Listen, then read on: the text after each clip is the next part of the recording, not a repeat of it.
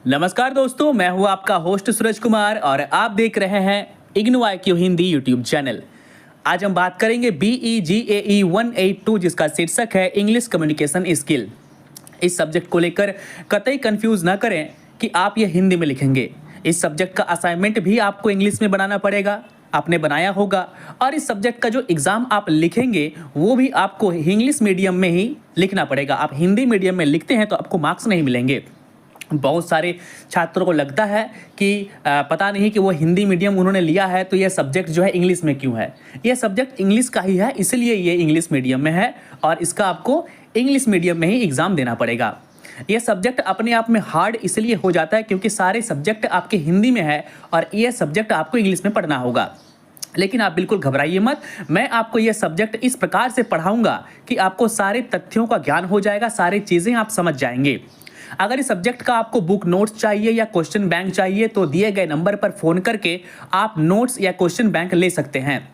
साथ ही साथ अगर आपको किसी भी सब्जेक्ट का असाइनमेंट चाहिए, हैंड रिटन या PDF, तो उसके लिए भी आप दिए गए नंबर पर फ़ोन कर सकते हैं। अगर आपको किसी भी सब्जेक्ट का जूम क्लास करना है या रेगुलर जूम क्लास करना है तो भी आप नीचे दिए गए कॉन्टैक्ट नंबर पर फ़ोन करके जूम क्लासेस ज्वाइन कर सकते हैं। तो आइए बिना किसी देरी के शुरू करते हैं आज का हमारा ये टॉपिक। सबसे पहला जो यूनिट 1 है उसका शीर्षक है द प्रोसेस ऑफ कम्युनिकेशन। इसमें हम पढ़ेंगे कि जब कम्युनिकेशन होता है या हम करते हैं तो उसका प्रोसेस क्या होता है, उसके बारे में हम पढ़ेंगे। सबसे पहले यहाँ पे आपका टॉपिक है 1.1 इंट्रोडक्शन। व्हाट इज कम्युनिकेशन, यानी कम्युनिकेशन क्या है। देखिए मैं सिंपल आपको समझाता हूँ कम्युनिकेशन है क्या। थोड़ा सा मैं आपको रीडिंग पढ़ता हूँ यहाँ पर। We all engage in communication with other rights from our birth. When we interact with others, we are communicating with them. Right now, I am communicating with you through this unit, and while you are reading it, you too are in fact communicating with me through this text. यानी ये किताब आपसे बोलना चाह रहा है कि communication जो है वो अपने संदेश को किसी दूसरे तक पहुंचाने का नाम ही कम्युनिकेशन है। अभी आप जो ये बुक पढ़ रहे हैं, इस बुक के चीज़ों को आप पढ़ रहे हैं, नॉलेज आपको मिल रही है, तो ये भी एक तरह का कम्युनिकेशन ही है जो बुक और आपके बीच में हो रहा है। बुक आपको शब्दों के माध्यम से आपको कुछ बता रहा है और आप जो है अपने आँखों से उसको पढ़ रहे हैं, कानों से उसको सुन रहे हैं या मुँह से बोलकर उसको पढ़ रहे हैं, तो वो आप उसको रिसीव कर रहे हैं। यानी कम्युनिकेशन का अर्थ होता है किसी संदेश को एक जगह से दूसरी जगह पर डिलीवर करना, पहुँचाना। ये कहलाता है कम्युनिकेशन। कम्युनिकेशन किसी दो व्यक्तियों के बीच हो सकता है, किसी दो गैजेट के बीच हो सकता है। कम्युनिकेशन की बात करें तो कम्युनिकेशन को पूरा करने के लिए 3 चीज़ों की आवश्यकता पड़ती है। उसके बारे में आगे भी हम जानेंगे, लेकिन पहले आप थोड़ा सा जान लीजिए। कम्युनिकेशन के लिए 3 चीज़ों जिसकी ज़रूरत पड़ती है वो क्या क्या है। सबसे पहला तो है क्या, जो बोलेगा, यानी मैं बोल रहा हूँ, आप सुन रहे हैं।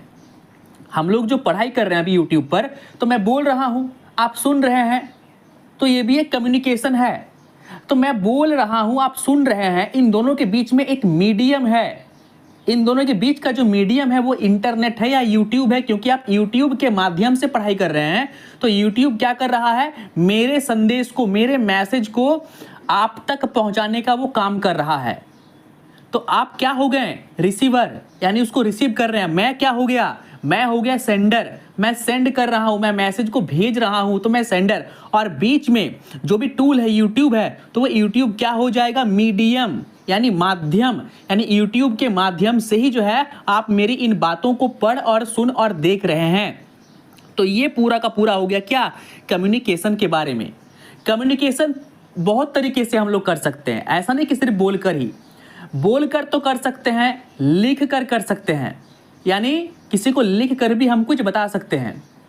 उसके बाद है किसी को हम लोग इशारा करके बता सकते हैं, इंडिकेट करके। आपका बॉडी का गेस्चर, बॉडी का पोस्चर, वो भी एक अगर आप अच्छे से बैठे हुए हैं एकदम जेंटलमैन की तरह, तो भी वो भी एक तरह का कम्युनिकेशन ही है कि सामने वाला आपके बैठने के तरीके को देखकर यह समझ गया कि आप एक जेंटलमैन हैं। वहीं पर आप एकदम पालथी मार के बैठे हुए हैं, पैर पे पैर चला के एकदम बैठे हुए हैं नवाब की तरह, तो सामने वाला समझ जाएगा कि आपको जो बैठने का सलीका नहीं मालूम है और आप कतई एक जेंटलमैन नहीं है। तो वो भी क्या है, एक तरह का कम्युनिकेशन है जो आगे हम लोग पढ़ेंगे कम्युनिकेशन के टाइप्स में कितने प्रकार होते हैं उसके बारे में। अब नीचे आते हैं द प्रोसेस ऑफ कम्युनिकेशन। ये जो कम्युनिकेशन का प्रोसेस होता है ये होता कैसे है। अगर आप इस फोटो को अच्छे से देखें तो इस फोटो को अच्छे से एनालाइज कीजिए और देखिए, क्योंकि ये फोटो आपको एग्जाम में बनाना पड़ेगा पेंसिल से। देखिए यहाँ पर क्या दिया गया है। सबसे लेफ्ट में दिया गया है सेंडर, सबसे राइट में दिया गया है रिसीवर, जिसकी चर्चा हमने पहले कर ली है कि एक सेंडर होगा एक रिसीवर होगा। मैसेज जो है ना वो सेंडर से किसी मीडियम के थ्रू रिसीवर तक पहुंचेगा, और वो मीडियम कुछ भी हो सकता है। वो मीडियम डिजिटल मीडिया हो सकती है, वो मीडियम टीवी हो सकता है, वो मीडियम सोशल मीडिया इंटरनेट हो सकता है, वो मीडियम जो है रिटर्न में हो सकता है, कोई टेक्स्ट हो सकता है, या बोलकर हो सकता है, या इशारा देकर पोस्चर हो सकता है। यानी मेरी बातों को आप समझ गए, मैंने आपको कुछ समझाया आप समझ गए। अब मान के चलिए कि सामने कोई दीवार है, उस दीवार के सामने जाके हम कुछ बात कर रहे हैं, तो हम इसे कम्युनिकेशन बिल्कुल नहीं कहेंगे, क्योंकि जो दीवार है वो एक क्या है, निर्जीव वस्तु है, और निर्जीव वस्तु किसी भी प्रकार से हमारे मैसेज को रिसीव नहीं कर सकता, सुन नहीं सकता, देख नहीं सकता, उसको अचीव नहीं कर सकता। तो वहाँ पर मैं कहूँगा कि ये क्या, ये रिसीव जो मैसेज है वो नहीं कर सकता, यानी कम्युनिकेशन का प्रोसेस हो ही नहीं रहा, क्योंकि कम्युनिकेशन के प्रोसेस होने में रिसीवर चाहिए ही चाहिए। सेंडर तो आप हैं, मीडियम भी है, चाहे बोलकर, चाहे लिख कर, इशारा देकर, डिजिटल मीडिया कुछ भी करके। तो ये हो गया पूरा का पूरा कम्युनिकेशन का प्रोसेस। उसके बाद है कम्युनिकेशन का एलिमेंट ऑफ कम्युनिकेशन। तो एलिमेंट क्या क्या है, यही सब तो एलिमेंट है। सेंडर है, मैसेज है, उसके बाद रिसीवर है, एक मीडियम है, ये सारे क्या हो जाएंगे, एलिमेंट्स हो जाएंगे। आगे बढ़ते हैं, आगे हम लोग बढ़ेंगे द रोल ऑफ डिकोडर। ये बहुत इंपॉर्टेंट है, द रोल ऑफ डिकोडर का जो है ये टॉपिक बहुत इंपॉर्टेंट है। देखिए द रोल ऑफ डिकोडर का अर्थ होता है डिकोड करना। कई बार हम लोग दिन में ऐसी बातें करते हैं कि सामने वाले को समझ नहीं आता कि आपने उन्हें चेतावनी दिया, नॉर्मल बात कहा, या फिर आपने उनसे सवाल पूछा। तो यह डिपेंड करता है सिचुएशन पे, उस सिचुएशन को आपको डिकोड करना होगा। मुझे प्यास लगी है, तो क्या ये कोई सवाल आपसे पूछ रहा है कि मुझे प्यास लगी है, या फिर कोई आपसे पानी मांग रहा है कि मुझे प्यास लगी है पानी दो। तो ये आपके ऊपर डिपेंड करता है कि आप उसको डिकोड कैसे कर रहे हो। तो डिकोड कैसे करते हैं हम लोग, सिचुएशन को देख के। हमें लगता है कि वो व्यक्ति धूप से चलकर आया है तो पक्का उसे पानी प्यास लगा होगा, तभी वो बोल रहा है कि मुझे पानी प्यास लगी है, तो हमें उनको पानी देना होगा। लेकिन वहीं पर अगर वो व्यक्ति 2 मिनट पहले ही पानी पी चुका है और फिर से बोल रहा है मुझे पानी प्यास लगा है, तो इस तरीके से अगर बोल रहा है तो फिर वो आपसे सवाल पूछ रहा है कि मुझे पानी प्यास लगा है, मैंने तो अभी पानी पिया। तो डिकोडर का अर्थ यही होता है कि आपको उसको डिकोड करना पड़ता है कि सिचुएशन क्या है। चलिए आगे हम लोग और बढ़ेंगे, बैरियर्स टू कम्युनिकेशन। यानी कम्युनिकेशन में क्या क्या बाधाएं आ सकती है। यानी जब आप किसी को अपनी बात बता रहे हैं, लिखकर, बोलकर, इशारा करके, गेस्चर, पोस्चर देके, तो क्या क्या चीज़ें आपके और उनके बीच में, यानी आप जो बता रहे हैं तो उनको समझ में नहीं आ रहा है, तो क्या क्या कारण हो सकते हैं नहीं समझने के, तो उन सब को हम लोग देखेंगे। तो सबसे पहला होता है कोड। यानी अगर आप किसी को कोई बात कोडवर्ड में बोल रहे होते हैं तो हो सकता है कि आपके उस कोड वर्ड की बातों को वो ना जान सके, क्योंकि आपने उन्हें पहले बताया नहीं कि ए का मतलब ये होगा, बी का मतलब ये होगा, सी का मतलब ये होगा। आपने कहा ABC, वो सामने वाला बंदा समझ नहीं पाया कि आपने ABC में क्या बोला। आर्मी के लोग जो कोड वर्ड में बात करते हैं वो नॉर्मल लोग नहीं समझ सकते। साइंटिस्ट लोग जो, या डॉक्टर लोग जो बात करते हैं वो आप समझ सकते हैं क्या, डॉक्टर के लैंग्वेज को बिल्कुल नहीं समझ सकते। तो जो आर्मी के लोग बात करते होंगे ना, चार्ली ओवर, तो आप क्या बोल रहा है, मतलब समझ में नहीं आता है। तो कोडवर्ड रहता है उनका, हर एक सिपाही का अलग अलग नाम होता है, कोडवर्ड में वो लोग बात करते हैं, कोबरा, ये वो बहुत तरीके। तो कोड जो है वो बाधाएं हैं हमारे सामने कि हम उस चीज़ को ना समझ पाए। उसके बाद है वोकेबुलरी।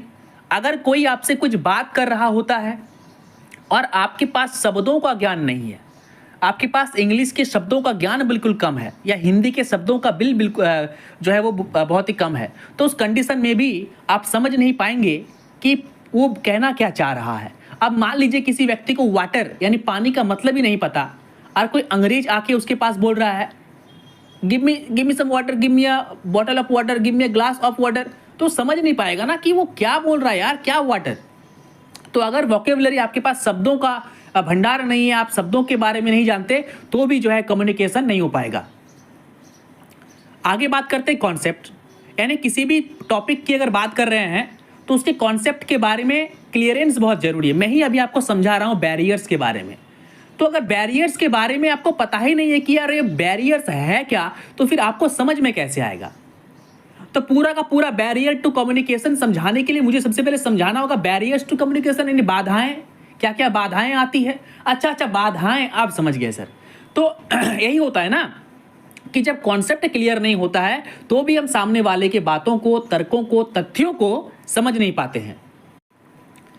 आगे बढ़ते हैं, background knowledge and shared assumption. देखिए बैकग्राउंड नॉलेज का मतलब होता है कि जिस टॉपिक के बारे में बात कर रहे हैं उस टॉपिक के बारे में थोड़ी सी जानकारी भी अगर आपको पहले से है ना तो आप चीज़ों को समझ लेंगे। लेकिन वो थोड़ी सी जानकारी भी आपको अगर नहीं है, मान लीजिए कि देखिए यहाँ पर इंडिया में क्या होता है कि अक्सर जो लेडीज़ होते हैं हमारे घर के, उन्हें क्रिकेट उतना समझ नहीं आता, उनको क्रिकेट नहीं आता। बस वो देख रहे हैं कि छक्का चौका मार रहा है, नो बॉल, ठीक है, मिडफील्डर कहाँ पे होता है, पॉइंट का खिलाड़ी कहाँ पे होता है, लेग कहाँ होता है, ऑफ कहाँ होता है, leg swing, in swing, out swing, उनको समझ नहीं आता। ठीक है, तो उन्हें समझ में आता नहीं कि ये बंदा आउट कैसे हो गया। अब LBW हो गया, अब उनको लगता है कि या तो कैच आउट होगा या तो विकेट में थ्रो होगा तो आउट होगा। अब भाई LBW आउट हो गया, अब कैसे आउट हो गया उनको समझ में नहीं आ रहा है। तो यानी थोड़ा सा उनके पास बैकग्राउंड का नॉलेज होना चाहिए क्रिकेट का, तभी उनको समझ में आएगा कि सामने वाला बंदा जो है LBW हुआ, लेग बिफोर विकेट हो गया। उसके बाद है प्रोनाउंसिएशन। तो प्रोनाउंसिएशन में क्या होता है, किसी भी शब्द का अगर आप प्रोनाउंसिएशन गलत कर रहे हैं, प्रोनाउंस उसको गलत तरीके से कर रहे हैं, तो फिर क्या हो जाएगा, आपको समझ में नहीं आएगा कि सामने वाला क्या बोल रहा है। ठीक है, बट को बूट बोल दिया, क्योंकि आपने पढ़ा है PUT क्या होता है, पुट होता है, तो उसी प्रकार आपने BUT को बूट बोल दिया। अब BUT को बूट बोल दोगे बट के जगह, तो बूट मतलब फिर वो जूता हो जाएगा, बूट जूता जो हम लोग पहनते हैं, बूट, आर्मी वाला बूट, तो पूरा का पूरा मीनिंग ही चेंज हो जाएगा दोस्त। उसके बाद बात करते हैं कल्चर स्पेसिफिक। देखिए कल्चर, सभी लोगों का कल्चर अलग अलग होता है और सबके कल्चर में अलग अलग प्रकार के क्या हैं, शब्द होते हैं। जैसे हमारे हिंदू शास्त्र में हवन होता है, यज्ञ होता है, बाकी शायद किसी भी धर्म में हवन यज्ञ नहीं होता। तो अगर किसी दूसरे धर्म के व्यक्ति को, मान लीजिए कोई जैन है या बौद्ध या पारसी है, उनको हम बोलेंगे अरे आज मैं हवन करने जाऊंगा। ठीक है, अब उनको पता ही नहीं है यार कि हवन क्या है, क्योंकि उनके रिलीजन में तो हवन है नहीं। यज्ञोपवीत जो धारण करते हैं जनेऊ, ये सिर्फ सनातन धर्म में के लोगों में है, हमारे धर्म में लोगों में है। अगर आप किसी व्यक्ति को कहोगे, दूसरे धर्म के व्यक्ति को, अरे यज्ञोपवीत जो है मुझे पहनना है, तो सामने वाले को थोड़ी समझ में आएगा। तो कल्चर भी कहीं ना कहीं कम्युनिकेशन को क्या करता है, बाधाएं उत्पन्न करता है। उसके बाद है फिजिकल एनवायरनमेंट। फिजिकल एनवायरनमेंट का मतलब होता है कि मान लीजिए अभी मैं आपको पढ़ा रहा हूं और बगल से कोई बाइक वाला हॉर्न मारते हुए तेजी से पार हो रहा है, तो उस पीरियड में, उस 30 सेकंड में मैंने क्या कहा आपको सुनाई नहीं देगा स्पष्ट, तो उस कंडीशन में मैं कह सकता हूं कि ये बैरियर है। उसके बाद मान लीजिए कि आप बहुत दूर में हैं, आप जम्मू कश्मीर घूमने गए हैं, वहाँ से आप जो है वो पढ़ाई कर रहे हैं जूम पर या यूट्यूब पर वीडियो देख रहे हैं, नेटवर्क का बहुत इशू है, बार बार बफरिंग हो रहा है, तो वो भी क्या है, एक बैरियर है। उसके बाद है इफेक्टिव फैक्टर्स। इफेक्टिव फैक्टर्स में क्या होता है, एंजाइटी होता है, डर होता है, attitude, motivation, beliefs, values, lack of mutual trust, lack of time और pressure of work, lack of attention and personal rivalries. यानी मान लीजिए कि मैं कोई बात आपसे कह रहा हूं, लेकिन आपके अंदर एटीट्यूड इतना है कि आप मेरे बातों को सुनने और समझने समझना चाहते ही नहीं है, तो उस कंडीशन में भी जो है बैरियर हो जाएगा। आप सुने, दो व्यक्ति में जब झगड़ा होता है ना, तो देखा है ना आपने कैसे होता है, दोनों ही व्यक्ति एक दूसरे की बातों को सुनना ही नहीं चाहता, वो अपने ही धुन में बकने लगता है। तो इस कंडीशन में भी क्या होता है, एक दूसरे के बातों को आप समझ नहीं पाएंगे, तो यहाँ पर कम्युनिकेशन बिल्कुल भी नहीं हुआ। तो ये सारे क्या है, बैरियर्स टू कम्युनिकेशन, बाधाएं हैं कम्युनिकेशन की। तो आगे बढ़ते हैं, डिफरेंट टाइप्स ऑफ कम्युनिकेशन, यानी कम्युनिकेशन के कितने टाइप्स हैं उसके बारे में हम लोग जानते हैं। देखिए, कम्युनिकेशन के टाइप्स की बात करें तो बहुत तरह की कम्युनिकेशन है। एक को बोलते हैं वर्बल कम्युनिकेशन, एक होता है नॉन वर्बल कम्युनिकेशन। जो नॉन वर्बल कम्युनिकेशन होता है ना, नॉन वर्बल जो होता है, वर्बल क्या करते हैं, वर्बल में बोलते हैं, लिखते हैं, कुछ दिखाते हैं। आप ट्रैफिक में आप ट्रेवल करते हैं, रोड में तो लिखा रहता है ट्रैफिक के जो बहुत सारे जो सिग्नल होते हैं, साइन होते हैं, आगे जाए बाएं जाएं, आगे रोड काफ़ी जो है वो तीखी मोड़ है, आगे कोई रेलवे पुल है, रेलवे ब्रिज है, तो उसमें साइन रहता है, आगे स्कूल है, आगे हॉस्पिटल है, तो वो भी एक तरह का कम्युनिकेशन है। आपको उसे समझना पड़ेगा, ये सभी वर्बल में आता है, आपके बुक में साफ साफ दिया गया है। नॉन वर्बल में क्या आ जाएगा, इशारा करना। ट्रैफिक पुलिस को आपने देखा है, चिल्ला कर तो गाड़ी वालों को बोल नहीं सकता, वो तो क्या करता है, वो हाथ से इशारा करता है, तुम निकलो, तुम आगे जाओ, तुम रुको, तुम अभी रुको, ठहरो, उसको पार होने दो, वो पार हो जाएगा, फिर इसको बोलेगा तुम आ जाओ, उसको रोक देगा। तो ये नॉन वर्बल में आता है, इशारा करना। गूंगे व्यक्ति जो है वो बोल नहीं पाते हैं, तो वो इशारा से आपको समझाते हैं कि वो कहना क्या चाह रहा है। तो ये क्या हो गया, ये डिफरेंट टाइप्स ऑफ कम्युनिकेशन हो गया। आगे हम धीरे धीरे पढ़ेंगे इसके बारे में कि वर्बल क्या है, नॉन वर्बल क्या है, रिटर्न क्या है। देखिए, रिटर्न क्या है, किसी को आप लिखकर भेज रहे हैं, सोशल मीडिया पे हम लोग लिखते ही है ना, सोशल मीडिया पर ट्विटर में, इंस्टाग्राम पे कुछ डालते हैं तो क्या लिख कर डालते हैं, आज मेरा मूड ठीक नहीं है, या कहीं पर घूमने गए हैं, व्हाट अ व्यू, तो आपने क्या लिखा, व्हाट अ व्यू, ये रिटर्न में है। या आपने किसी को फ़ोन पर कहा, क्या व्यू था यार, मैं सिक्किम गया था, क्या मस्त व्यू था, ये बोलकर हो गया। आपने लिखा किसी को, व्हाट्सएप में लिखा, वो लिखकर हो गया। उसके बाद विजुअल्स हो गए, विजुअल्स बोले तो आपको दिख गया, ठीक है। हम लोग जंगल से पार होते हैं तो उसमें एक बाघ का या शेर का उसमें एक फोटो लगा हुआ होता है कि बाघों से साफ, बाघ का फोटो, यानी ये एरिया बाघ का है, ये एरिया बाघ का है। हाथियों के इलाके में हाथियों का सिंबल रहता है। हॉस्पिटल के 1 किलोमीटर पीछे जो है वो हॉस्पिटल के बेड का सिंबल रहेगा, यानी आपको पहले ही बता दिया कि आगे हॉस्पिटल है, गाड़ी धीरे चलाएं, आगे स्कूल है, गाड़ी धीरे चलाएं। कहीं कहीं पर देखिएगा लिखा रहता है हॉर्न का सिग्नल होता है और ऐसे कटा हुआ रहता है, यानी वो आपको बोल रहा है कि यहाँ पर हॉर्न बजाना अलाउड नहीं है, बजाओगे तो फाइन लग जाएगा। तो ये सभी नॉन वर्बल में आते हैं। तो ये हो गया types of communication, verbal and non verbal. आ गई बात समझ में। आगे आपका पॉइंट है रिटर्न वर्सेस ओरल कम्युनिकेशन। देखिए, रिटर्न और ओरल में क्या होता है, ओरल का अर्थ होता है बोलना और रिटर्न का अर्थ होता है लिखना। अब मैं इसमें आपको क्या समझाऊं, अभी बाकी आप इसमें लिख सकते हैं पढ़कर, आपके पास बुक है, बुक नहीं है तो आप हमसे नोट्स ले लीजिए, क्वेश्चन बैंक ले लीजिए। क्वेश्चन बैंक का गारंटी ये है कि क्वेश्चन बैंक से ही जो है मैक्सिमम क्वेश्चन उसी से पूछे जाएंगे। मैं 100% की तो गारंटी नहीं लूँगा क्योंकि 100% कोई भी चीज़ नहीं होता, लेकिन हाँ कई बार जो है सारे सवाल भी क्वेश्चन बैंक से पूछ लिए जाते हैं, लेकिन 5 क्वेश्चन 100% उससे पूछा जाएगा नहीं, 90% 80% चांसेस है कि क्वेश्चन बैंक से क्वेश्चन उठाए जाएंगे। तो अगर आप चाहते हैं उसको परचेज करना तो दिए गए नंबर पर फ़ोन कर दीजिए, व्हाट्सएप पर मैसेज कर दीजिए, आपको तुरंत वो मिल जाएगा पेमेंट के बाद। तो रिटर्न कम्युनिकेशन और ओरल कम्युनिकेशन। रिटर्न कम्युनिकेशन, आज से अगर हम लोग 100 साल पीछे चले जाएं तो उस टाइम चिट्ठी का ज़माना था, हम लोग चिट्ठी से बात किया करते थे। अगर हमें अपने रिलेटिव को कुछ संदेश देना होता था, मैं खुद चिट्ठी लिखा हूँ, मुझे पता है, मैं खुद चिट्ठी के टाइम पर मतलब मैं लिख चुका हूँ चिट्ठी अपने नानी घर में, नाना नानी को। वो एक पोस्ट कार्ड टाइप का उसमें आता था, पीछे एड्रेस लिखो और सामने जो आपको लिखना है वो लिखो शॉर्टकट में। तो ये जो है ये रिटर्न है। अगर आप अभी भी हम लोग जो है रिटर्न का यूज़ करते हैं। नॉर्मली जब फ़ोन करने का आवश्यकता नहीं हमें पड़ता तो व्हाट्सएप पर ही हम पूछ लेते हैं, कहाँ हो भाई, चलो चाय पीने चलते हैं, यहाँ जाओगे, यहाँ चलोगे, बोलते हैं ना व्हाट्सएप पर। तो वो क्या है, व्हाट्सएप पर क्या कर रहे हैं, रिटर्न है, वो रिटर्न कम्युनिकेशन है, लिख कर उसको पूछ रहे हैं, लिखने के माध्यम से कम्युनिकेट हो रहा है। अगर बात करें ओरल कम्युनिकेशन की, तो किसी से बात करना, अभी जो मैं आपसे बात कर रहा हूँ, आप पढ़ रहे हैं, ये क्या है? ये ओरल कम्युनिकेशन है, ये वर्बल में आता है, दोनों ही वर्बल में आता है, दोनों ही वर्बल में आता है। देखिए यहाँ पर जो आपका बुक में दिया गया है, एक लाल रंग का जो एक लड़का खड़ा है, फोटो है, वो देखिए भाषण दे रहा है, तो वो क्या है? वो ओरल है। और दूसरा पेन अपने कंधे पे लेके लिख रहा है, यानी वो रिटन है।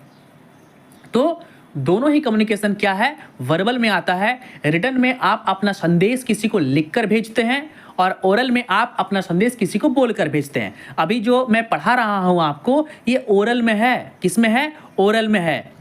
नेक्स्ट आपका टॉपिक है difference between conversation and other speech events. देखिए अंतर कन्वर्सेशन, हम लोग जो कन्वर्सेशन करते हैं किसी से, कन्वर्सेशन का अर्थ होता है वार्तालाप। वार्तालाप में क्या होता है?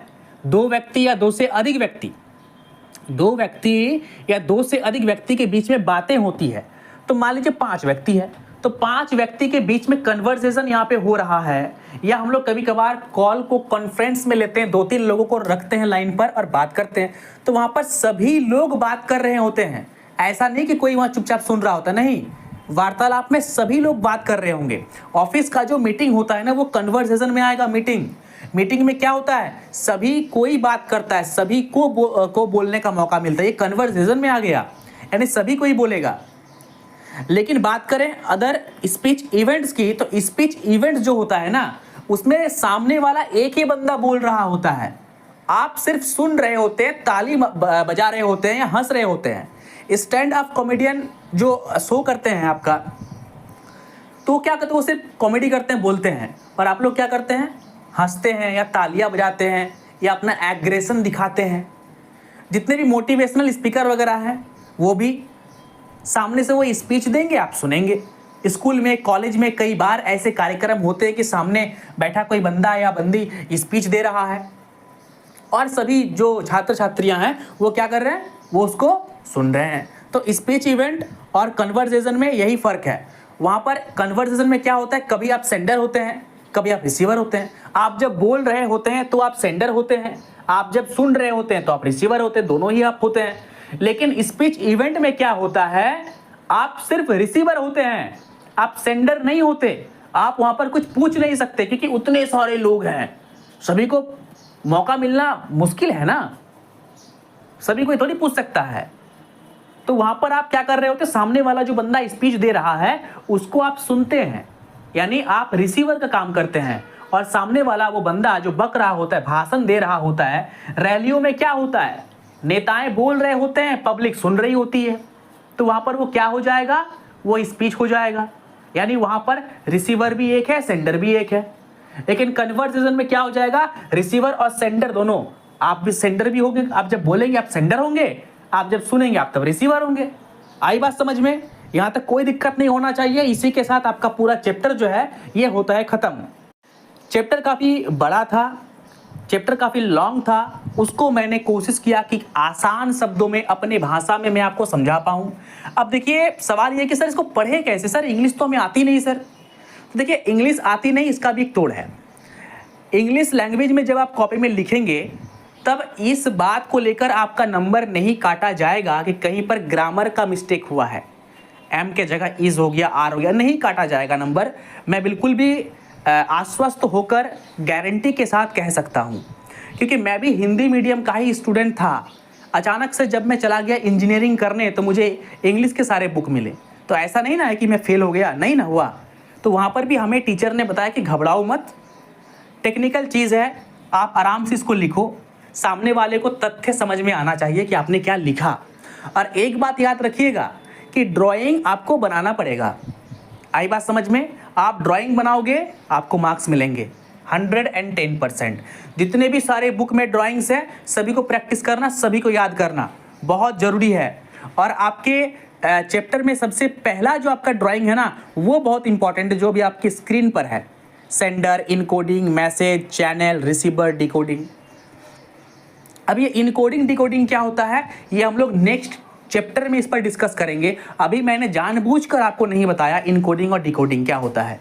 इसको हम लोग नेक्स्ट चैप्टर में इस पर डिस्कस करेंगे। किसी को भी क्वेश्चन बैंक चाहिए, असाइनमेंट चाहिए, नोट्स चाहिए सब्जेक्ट का, प्लीज दिए गए नंबर पर फोन कर लीजिए। समय बहुत कम है, सब्जेक्ट काफी हार्ड है, नोट्स पढ़ेंगे तो समझ में आएगा क्या है, क्योंकि बुक में बहुत सारा ऐसा टॉपिक दिया गया है जिसको पढ़ना ही आपको नहीं है, उसको दिया गया है। उसको पढ़ के अपना आप टाइम वेस्ट करोगे तो जो पढ़ना है वो आपका छूट जाएगा। क्वेश्चन बैंक से फायदा ये होगा कि 20-25 उसमें क्वेश्चन होंगे, उसी क्वेश्चन से जो है वो सवाल पूछे जाएंगे, इसकी बहुत बहुत संभावना है। तो क्वेश्चन बैंक परचेस करके आप अपना जो हार्ड एग्जाम है उसको आसान बना सकते हैं। तो मिलते हैं अगले एपिसोड में, तब तक के लिए नमस्कार।